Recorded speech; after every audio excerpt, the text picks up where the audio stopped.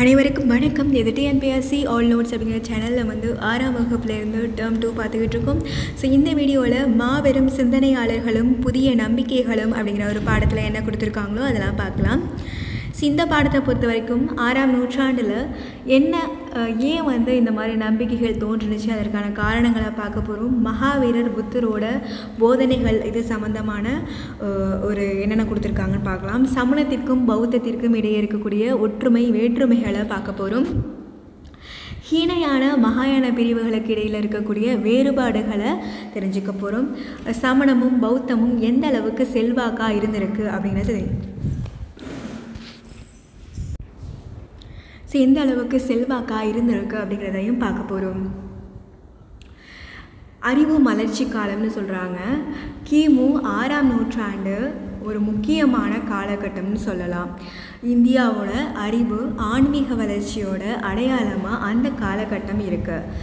வரலாற்று அறிஞர் will Durant அப்படிங்கிறவர் நட்சத்திரங்களோட மழை அப்படின்னு சொல்லிட்டு இந்த காலத்தை சொல்கிறாரு. வில் டூராண்ட் அப்படிங்கிறவர் நட்சத்திரங்களோட மழை அப்படின்னு சொல்லிட்டு கிமு 6ஆம் நூற்றாண்டை சொல்கிறாரு. சான்றுகள்னு பார்த்தாக்கா இலக்கிய சான்றுகள், அங்கங்கள், சமண நூல்கள், திரிபீடகங்கள் மற்றும் ஜாதகங்கள் இது வந்து பௌத்த நூல்கள். அங்கங்கள் அப்படிங்கிறது சமண நூல், திரிபீடகம் ஜாதகம் அப்படிங்கிறது பௌத்த நூல். அறிவு மலர்ச்சிக்கும் சமணம் பௌத்தம் இதெல்லாம் வந்து ஏன் வந்தது அப்படிங்கிறதுக்கான காரணங்களை பார்த்தெல்லாம் என்ன சொல்கிறாங்கன்னா, சமயத்தின் பேரில் வந்து நிறைய சுரண்டல் பண்ணாங்க. அதெல்லாம் வந்து புதிதான நம்பிக்கைகள் வர்றதுக்கு ஒரு காரணமாக இருந்துச்சு. என்னென்னா, பின் வேத காலத்தில் நிறைய சடங்குகள் வேள்விகள் இதெல்லாம் வந்து கொண்டு வரப்பட்டுச்சு. அதில் அதிக அளவில் செலவு செய்ய வேண்டியிருந்துச்சு. மூட நம்பிக்கைகளும் நடைமுறைகளும் மக்களுக்கு ஒரு குழப்பம் வர்றதுக்கு காரணமாக இருந்துச்சு. இந்த மாதிரி வேள்வி சடங்குகளுக்கு என்னென்னலாம் தத்துவம் சொன்னாங்களோ அதை வந்து சாதாரண மக்களால் புரிஞ்சிக்க முடியலை. அடிமை முறை, சாதி முறை, பாலியல் பாகுபாடு இதெல்லாம் வந்து ஒரு விழிப்புணர்வு வரத்துக்கு காரணமாக இருந்துச்சு. சமண மதம் இது எப்படி உருவானுச்சு அப்படின்னு பார்க்கலாம். உலகத்தோட மிக பழமையாக தற்போதும் இருக்கக்கூடிய சமயங்களில் ஒன்று தான் சமணம். சமணத்தில் 24 தீர்த்தங்கரர்களை மையமாக வச்சுக்கிட்டது சமணம் 24 தீர்த்தங்கரர்களை மையமாக வச்சுக்கிட்டு இருக்கு. தீர்த்தங்கரர்கள் பல்வேறு காலங்களில் மதம் தொடர்பான உண்மைகளை போதிச்சவங்க. முதல் தீர்த்தங்கரர் யார் அப்படின்னா ரிஷபர். சமணம் முக்கியமான 24 தீர்த்தங்கரர்களை மையமாக வச்சுக்கிட்டது. முதல் தீர்த்தங்கரர் ரிஷபர், கடைசி தீர்த்தங்கரர் மகாவீரர். கிமு 6ஆம் நூற்றாண்டில் மகாவீரரோட வழிகாட்டுதலில் சமணம் அப்படிங்கிறது முக்கியத்துவம் பெறுது. இவரோட இயற்பெயர் வந்து வர்த்தமானர். சமணரோட இயற்பெயர் வர்த்தமானர். இவரோட பிறப்பு வைஷாலிக்கு பக்கத்தில் இருக்கக்கூடிய குந்த கிராமம். இது வந்து பீகாரில் இருக்குது. இவங்களோட பெற்றோர் சித்தார்த்தர் திரிசலா. இறப்பு வந்து பீகாரில் பவபுரி அப்படிங்கிற இடத்துல இறந்து போயிருக்காரு. சரி, இவங்களோட அப்பா அம்மா பேர் சித்தார்த்தர் திரிசலா, பவபுரி அப்படிங்கிற இடத்துல பீகாரில் இறந்து போயிருக்காரு. சமணம் அப்படிங்கிற சொல் ஜினா அப்படிங்கிற சமஸ்கிருத சொல்லிருந்து பெறப்பட்டது. சமணம் அப்படிங்கிற சொல் ஜெயின் அப்படிங்கிற சொல் ஜினா அப்படிங்கிற ஒரு சமஸ்கிருத சொல்லிலிருந்து பெறப்பட்டது. அதோட பொருள் தன்னையும் வெளி உலகத்தையும் வெல்வது. அதோட பொருள் என்னென்னா தன்னையும் வெளி உலகத்தையும் வெல்வது அப்படிங்கிறது தான் சமணம் அப்படிங்கிறதோட பொருள். மகாவீரர் அப்படின்னா தலை சிறந்த வீரர் அப்படின்னு சொல்லிட்டு அர்த்தம்.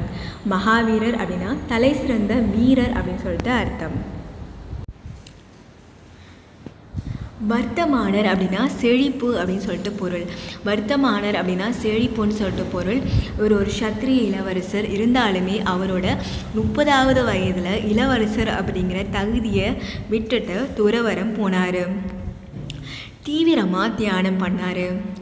12 வருஷத்துக்கு அப்புறம் கடுமையான தவத்திற்கு அப்புறம் அவருக்கு ஒரு அறிவு கிடைச்சது. அந்த நிலைக்கு கைவல்ய அப்படின்னு சொல்லிட்டு பேர். அதுக்கப்புறம் அவர் ஜினா ஆனார். இவரை பின்பற்றினவங்க சமணர் அப்படின்னு சொல்லிட்டு கூப்பிடப்பட்டாங்க. மகாவீரர் ஒரு புதிய கோட்பாடுகளை உருவாக்குனார். உண்மையிலேயே சமணத்தை உருவாக்குனவர் இவர் தான் அப்படின்னு சொல்லிட்டு நம்பப்படுது. சமணத்தோட போதனைகள் அப்படின்னு பார்க்கும்போது பிரபஞ்சத்தை உருவாக்குனது கடவுள் அப்படிங்கிறத சமணம் மறுக்குது. அஹிம்சை இல்லைன்னா அறவழி தான் சமணத்தோட அடிப்படை தத்துவம்னு சொல்லுது. முக்தி அடைகிறது இல்லைன்னா பிறப்பு இறப்பு மறுபிறப்பு அப்படிங்கிற சுழற்சியிலிருந்து விடுபடுறது தான் சமணத்தோட இறுதி லட்சியம். முக்தி அடைகிறது இல்லைன்னா பிறப்பு இறப்பு மறுபிறப்பு அப்படிங்கிற சுழற்சியிலிருந்து விடுபடுறது தான் சமணத்தோட இறுதி லட்சியம். இறுதி தீர்ப்பு அப்படிங்கிற நம்பிக்கையை சமணம் மறுக்குது. இறுதி தீர்ப்பு அப்படிங்கிறது யார் சொர்க்கத்துக்கு போகிறது யார் நரகத்துக்கு போகிறது அப்படிங்கிறத கடவுள் தீர்மானிக்கிறார் அப்படிங்கிற நம்பிக்கை தான் இறுதி தீர்ப்பு அப்படிங்கிறது. இதை வந்து சமணம் மறுக்குது. ஒருத்தரோட வாழ்க்கையோட நலன் அல்லது தரம் அப்படிங்கிறது அவங்களோட கர்ம வினையால் தீர்மானிக்கப்படுது அப்படிங்கிறத சமணம் ஆதரிக்குது. கர்ம வினை தான் எல்லாத்துக்கும் காரணம் அப்படிங்கிறத சமணம் சப்போர்ட் பண்ணுது. கர்மா இல்லைனா கர்ம வினைனா என்ன? இந்த பிறவியில் ஒருத்தங்க செய்கிற செயல்கள் தான் அவரோட இல்லைனா அவளோட இந்த பிறவியோட பிற்காலத்த வாழ்க்கையும் அடுத்த பிறவியில் அவர் வாழக்கூடிய வாழ்க்கையும் தீர்மானிக்குது அப்படிங்கிற நம்பிக்கை தான் கர்மா இல்லைனா கர்ம வினை அப்படிங்கிறது. திரிரத்தினங்கள் அல்லது 3 ரத்தினங்கள். கர்மாவிலிருந்து விடுதலை பெறத்துக்கும் மோட்ச நிலைக்கு போகிறதுக்கும் மகாவீரர் 3 வழிகளை சொல்கிறாரு. அது என்னென்னா நன்னம்பிக்கை, நல்லறிவு, நல் செயல். நன்னம்பிக்கை, நல்லறிவு, நற்செயல். இது வந்து மகாவீரர் சொன்ன 3 வழிகள். மோட்சம் அப்படிங்கிறது பிறப்பு இறப்போட சுழற்சியிலிருந்து விடுதலை பெறுறது. மோட்சம் அப்படிங்கிறது பிறப்பு இறப்போட சுழற்சியிலிருந்து விடுதலை பெறுறது. சமணத்தோட நடத்தை விதிகள். மகாவீரர் அவரை ஃபாலோ பண்ணுறவங்களை ஒழுக்கம் மிகுந்த ஒரு வாழ்க்கை வாழுங்க அப்படின்னு சொன்னார். அப்படிப்பட்ட வாழ்க்கை வாழணும்னா 5 கொள்கைகளையும் சொன்னார். அஹிம்சை அப்படின்னா எந்த உயிரினத்தையும் துன்புறுத்தாமல் இருக்கிறது. இதை வந்து அவர் சொன்ன 5 கொள்கையில் ஒன்று அஹிம்சை. அதுக்கப்புறம் சத்தியம், உண்மையை மட்டும்தான் பேசுகிறது. அஸ்தேயம் அப்படின்னா திருடக்கூடாது. அபரிக்கிரகம் அப்படின்னா பணம் பொருள் சொத்து மேலே ஆசை இல்லாமல் இருக்கிறது அபரிக்கிரகம். பிரம்மச்சரியம் அப்படின்னா திருமணம் செஞ்சுக்காமல் இருக்கிறது. அஸ்தயம், சத்தியம், அபரிக்கிரகம், பிரம்மச்சரியம், அஹிம்சா இதெல்லாம் அவர் சொன்னது. மகாவீரரோட தலைமை சீடர் கௌதம சுவாமி மகாவீரரோட போதனைகளை தொகுத்தார். அதோட பேர் ஆகம சித்தாந்தம். மகாவீரரோட போதனைகளை தொகுத்தது கௌதம சுவாமி. அதோட பேர் ஆகம சித்தாந்தம். அடுத்தது திகம்பரரும் ஸ்வேதாம்பரரும். சமணம் திகம்பரர் ஸ்வேதாம்பரர் அப்படின்னு சொல்லிட்டு 2 பிரிவுகளாக பிரிஞ்சது. சமணம் திகம்பரர் ஸ்வேதாம்பரர் அப்படின்னு சொல்லிட்டு 2 பிரிவுகளாக பிரிஞ்சது. திகம்பரர் அப்படின்னா இவங்க வந்து வைதீக பழமைவாத போக்குடைய சீடர்கள்.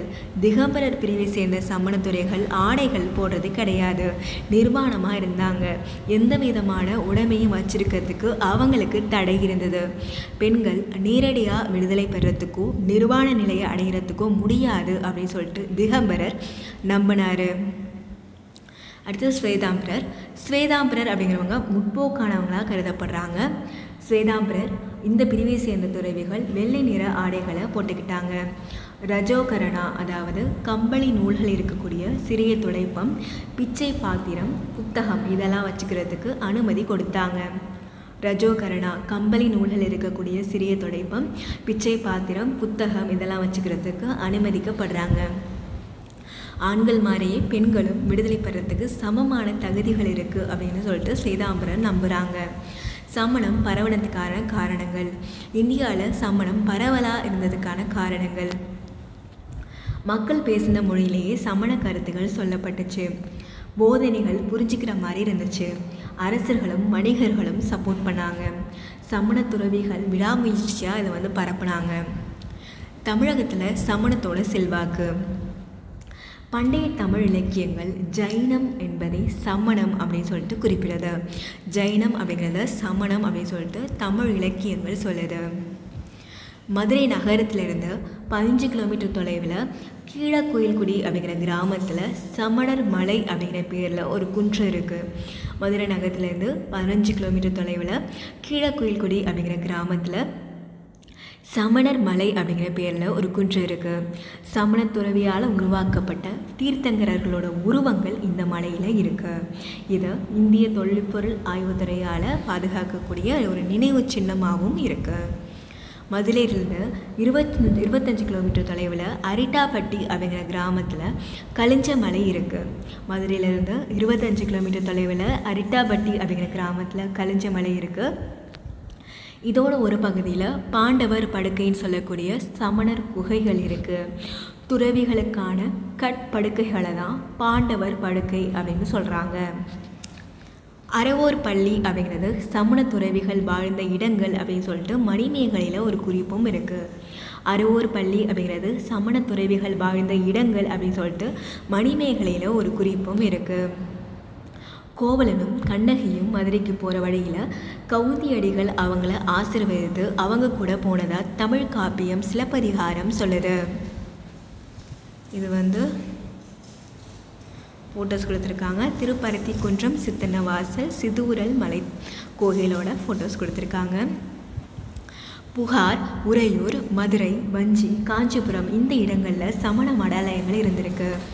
ஜைன காஞ்சி, காஞ்சிபுரத்தில் இருக்கக்கூடிய திருப்பருத்தி குன்றம் அப்படிங்கிற ஒரு கிராமத்தில் 2 பழமையான சமண கோவில் இருக்குது. இந்த கிராமம் இதுக்கு முன்னாடி ஜைன காஞ்சி அப்படின்னு சொல்லிட்டு அழைக்கப்பட்டது. இதுதான் சொல்கிறாங்க திருப்பரந்தி குன்றம். இந்த ஃபோட்டோஸ் கொடுத்துருக்காங்க. இங்கே 2 பழமையான சமண கோவில்கள் இருந்தது. இதை முன்னாடி ஜைன காஞ்சி அப்படின்னு சொல்லிட்டு அழைக்கப்பட்டிருக்கு. அடுத்தது பௌத்தம். கௌதம புத்தர். பௌத்த மதத்தை நிறுவனது கௌதம புத்தர் தான். அவரோட இயற்பெயர் சித்தார்த்தர். பௌத்த மதத்தை நிறுவனது கௌதம புத்தர், அவரோட இயற்பெயர் சித்தார்த்தர். மகாவீரர் மாதிரியே இவரும் ஒரு சத்திரிய இளவரசர். மகாவீரர் மாதிரியே இவரும் ஒரு சத்திரிய இளவரசர். அரசாட்சி செய்துக்கிட்டு இருந்த சாக்கிய அரச வம்சத்தில் பிறந்தவர். சித்தார்த்தர் 7 நாள் குழந்தையாக இருந்தப்பயே அவங்களோட அம்மா இறந்துட்டாங்க. அதனால அவங்களோட சிற்றனை கௌதமி தான் அவரை வளர்த்தாங்க. 4 பெரும் காட்சிகளை 29வது வயதில் அவர் பார்த்தாரு. ஃபஸ்ட்டு கூன் விழுந்த முதுகோட கந்தல் ஆடைகளோட கவனிப்பார் இல்லாமல் இருக்கக்கூடிய ஒரு முதியவர். கூன் விழுந்திருக்கு, ஒரு ட்ரெஸ் எல்லாம் கந்தலாக இருக்குது, அப்படி இருக்கக்கூடிய ஒரு யார் என்னன்னு கவனிக்காத ஒரு முதியவரை பார்க்குறாரு. அடுத்தது குணப்படுத்தவே முடியாத வியாதியால் கஷ்டப்பட்டு இருக்கக்கூடிய ஒரு நோயாளி. அடுத்தது இறந்து போன ஒரு மனிதனோட சடலம் இடுகாட்டுக்கு கொண்டு போகிறத பார்க்குறாரு. அடுத்தது ஒரு துறவியை பார்க்குறாரு. இவரோட இயற்பெயர் சித்தார்த்தா. இவர் பிறந்தது லும்பினி தோட்டம், நேபாளத்தில் இருக்கக்கூடிய லும்பினி தோட்டத்தில் பிறந்திருக்காரு. அவங்களோட அப்பா அம்மா பேர் சுத்தோதனா, மாயாதேவி. அவங்களோட அப்பா அம்மா பேர் சுத்தோதனா, மாயாதேவி. லும்பினி தோட்டத்தில் பிறந்திருக்காரு. இறந்தது குசிநகரம், உத்தரப்பிரதேசில் இருந்திருக்காரு. குசிநகரத்தில் இருந்திருக்காரு. புத்தர் ஞானம் பெற்ற ஒருவர் அப்படின்னு சொல்லிட்டு அர்த்தம். மனித வாழ்க்கை முழுவதும் துன்பங்களும் துயரங்களும் நிறைந்தது அப்படின்னு சொல்லிட்டு உணர்ந்தார். 29வது வயதில் அரண்மனையை விட்டு வெளில போய் துறவு பண்ணுறாரு. 6 வருஷம் தவம் இருக்கார். அவரை வருத்திக்கிறது ஒரு விமோச்சனத்துக்கான ஒரு பாதை கிடையாது அப்படிங்கிறது அவருக்கு புரிஞ்சுது. அதுக்கப்புறம் கயாவுக்கு பக்கத்தில் ஒரு அரச மரத்தடையில் தியானம் பண்ணுறாரு. அங்கே தான் அவருக்கு 49வது நாள் ஞானம் கிடைக்கிது. அதுலேருந்து அவர் புத்தர், அதாவது ஞானம் பெற்றவர் அப்படின்னு சொல்லிட்டு அழைக்கப்படுறாரு. சாக்கிய அரச குடும்பத்தை சேர்ந்த துறவி அப்படிங்கிறதுனால சாக்கிய முனி அப்படின்னும் அழைக்கப்படுறாரு. வாரணாசிக்கு பக்கத்தில் இருக்கக்கூடிய சாரநாத் அப்படிங்கிற இடத்துல மான்கள் பூங்கா இருக்குது. அங்கே தான் தன்னோட முதல் போதனையை நடத்துகிறாரு. வாரணாசிக்கு பக்கத்தில் சாரநாத்தில் மான் பூங்காவில் தன்னோட முதல் போதனையை நடத்தினார். இது தர்ம சக்கர பிரவர்த்தனா அல்லது தர்ம சக்கரத்தின் பயணம் அப்படின்னு சொல்லிட்டு அழைக்கப்படுது. புத்தரோட 4 பேருண்மைகள். வாழ்க்கை துன்பங்கள் துயரங்கள் நிறைந்தது. ஆசையே துன்பங்களுக்கு காரணம். ஆசையை துறந்து விட்டால் துன்ப துயரங்களை போக்கிவிடலாம். சரியான பாதையை பின்பற்றினால் ஆசைகளை வென்றுவிடலாம் அப்படின்னு சொல்லிட்டு 4 சொல்கிறாரு. வாழ்க்கைனா துன்பம் துயரெல்லாம் இருக்க தான் செய்யும். ஆசை தான் இது எல்லாத்துக்கும் காரணம். ஆசை விட்டினா எல்லாமே போயிடும். சரியான பாதையை ஃபாலோ பண்ணிங்கன்னா ஆசைகளை வந்து ஜெயிச்சிடலாம் அப்படின்னு சொல்லிட்டு ஒரு 8 வழி பாதைகளை சொல்லியிருக்காரு. ஃபஸ்ட்டு வந்து நல்ல நம்பிக்கை, நல்ல எண்ணம், நல்ல பேச்சு, நல்ல செயல், நல்ல வாழ்க்கை, நல்ல முயற்சி, நல்ல அறிவு, நல்ல தியானம் இதெல்லாம் இருக்கணும்னு சொல்லியிருக்காங்க. புத்தரோட போதனைகள் எளிமையாக இருந்தது. மக்கள் பயன்படுத்தின மொழியில தான் அவங்க போதிச்சாங்க. மக்களோட அன்றாட வாழ்க்கையை பற்றியதாக போதனைகள் இருந்ததுனால அவங்க தங்களோட வாழ்க்கையோட பொருத்தி பார்த்தாங்க. புத்தர் சடங்கையும் வேள்வியையும் எதிர்த்தார். புத்தரோட போதனைகள் தம்மா அப்படின்னு சொல்லிட்டு குறிப்பிடப்படுது. கர்மா கோட்பாட்டை பௌத்தம் ஏற்றுக்கிட்டது. ஒருவரோட செயல்கள் தான் அவரோட வாழ்க்கையோட தரத்தை தீர்மானிக்குது அப்படிங்கிறத புத்தமும் ஏற்றுக்கிட்டது, சமணமும் ஏற்றுக்கிட்டது. புத்தர் கடவுளோட இருப்பை ஏற்றுக்கவும் இல்லை, மறுக்கவும் இல்லை. ஆனால் பிரபஞ்ச விதிகளை நம்பினார். நிர்வாண நிலை அடைகிறது தான் வாழ்க்கையோட இறுதி நோக்கம் அப்படின்னு சொன்னார். அஹிம்சையை வலியுறுத்தினார். சாதி படிநிலையை புத்தர் நிராகரித்தார். உலக பத்தின புத்தரோட பார்வையை இந்த வாழ்க்கை சக்கரம் பிரதிபலிக்குது. பௌத்த சங்கம். புத்தர் தன்னோட கருத்துக்களை பரப்புறதுக்காக சங்கம் ஒன்று நிறுவினார். அதில் உறுப்பினர்களாக இருந்த துறவிகள் வந்து பிட்சுக்கள் அப்படின்னு சொல்லிட்டு அழைக்கப்பட்டாங்க. அவங்க எளிய வாழ்க்கையை வாழ்ந்தாங்க. உங்களுக்கு தெரியுமா பார்க்கலாம். சைத்தியம் அப்படின்னா ஒரு பௌத்த கோவில் இல்லைன்னா ஒரு தியான கூடத்தை தான் சைத்தியம்னு சொல்கிறோம். பௌத்த கோவில் இல்லைனா தியான கூடம் தான் சைத்தியம் அப்படிங்கிறது. மடாலயங்கள் இல்லைனா துறவிகள் வாழக்கூடிய இடங்களுக்கு பேர் வந்து விகாரைகள் அப்படின்னு சொல்லிட்டாரு பேர். புத்தரோட உடல் உறுப்புகளோட எஞ்சிய பாகங்கள் மேலே கட்டப்பட்டிருக்கக்கூடிய கட்டடம் வந்து ஸ்தூபி. இது வந்து நினைவு சின்னம். அடுத்தது பௌத்தத்தோட பிரிவுகள் 2 பிரிவுகள் இருக்குது. ஹீனயானம், மகாயானம். புத்தரோட சிலைகளையோ உருவப்படங்களையோ வணங்க மாட்டாங்க. மகாயானத்தில் புத்தரோட உருவங்களை வணங்குவாங்க. ஹீனயானத்தில் ரொம்ப எளிமையாக இருப்பாங்க. மகாயானத்தில் விரிவான சடங்குகளை ஃபாலோ பண்ணுவாங்க. ஹீனயானத்தில் தனி மனிதர்கள் முக்தி அடைகிறது தான் அவங்களோட நோக்கம்னு நினச்சாங்க. மகாயானத்தில் அனைத்து உயிரினங்களும் முக்தி பெறதா அவங்களோட நோக்கம்னு நினச்சாங்க. ஹீனயானம் பிராகிருத மொழியை பயன்படுத்தினாங்க. மகாயானம் சமஸ்கிருத மொழியை பயன்படுத்தினாங்க. ஹீனயானம் தேரவாதம் அப்படின்னு அழைக்கப்படுது. இந்த பிரிவு இலங்கை, மியான்மர், தென்கிழக்கு இந்த நாடுகளில் பரவணுச்சு. இந்த பிரிவு மத்திய ஆசியா, திபெத், சீனா, ஜப்பான் இந்த நாடுகளில் பரவணுச்சு. இந்த நாடுகளில் இந்த மத்திம வழி அப்படிங்கிறது ஏற்றுக்கிட்டாங்க. பௌத்தம் ஏன் பரவணுச்சு அப்படின்னா ரொம்ப எளிமையாக இருந்தது. உள்ளூர் மக்கள் பேசின மொழியில் புத்தரோட போதனைகள் இருந்தது. விரிவான மத சடங்குகளை பௌத்தம் நிராகரித்தது. செலவு மிக்க சடங்குகளையும் வேள்விகளையும் நடத்தணும்னு சொல்லிட்டு வேத மதம் சொன்னிச்சு. அதுக்கு ஆப்போசிட்டாக அது இருந்ததுனால இதை வந்து மக்கள் ஏற்றுக்கிட்டாங்க. மக்கள் தம் மதத்தை கடைபிடிக்க வேண்டும் அப்படின்னு சொல்லிட்டு வலியுறுத்தினாங்க. புத்தரோட கருத்துக்களை பரப்புனதில் பௌத்த சங்கங்களும் முக்கியமான ஒரு பங்கு இருக்குது. அசோகர், கனிஷ்கர், ஹர்ஷர் இந்த அரசர்கள் பௌத்தத்திற்கு ஆதரவு கொடுத்தாங்க. பௌத்த விகாரைகள் இல்லைனா மடாலயங்கள் சிறந்த கல்வி மையங்களாக இருந்தது. அதில் ஒன்று தான் நாலந்தா. அங்கே சீன பயணி யுவான்சுவாங் பல வருஷம் தங்கி படித்தார். சுவரோவியங்கள் பார்க்கும்போது மகாராஷ்டிரா மாநிலம் அவுரங்காபாத்தில் இருக்கக்கூடிய அஜந்தா குகைகளோட சுவர்களையும் மேற்கூரைகளிலும் ஓவியங்கள் ஜாதக கதைகளை சித்தரிக்குது. மகாராஷ்டிரா மாநிலம் அவுரங்காபாத்தில் அஜந்தா குகையில் இந்த ஓவியங்கள் ஜாதக கதைகளை சித்தரிக்கிற விதமாக இருந்தது. இடைவழி அதாவது நடுவுநிலை வழி. உலக சுகங்களின் மீது தீவிரமான பற்றும் இல்லாமல் அதே சமயம் கடுமையான தவ வாழ்வையும் மேற்கொள்ளாமல் இருப்பதை குறிக்கிறது.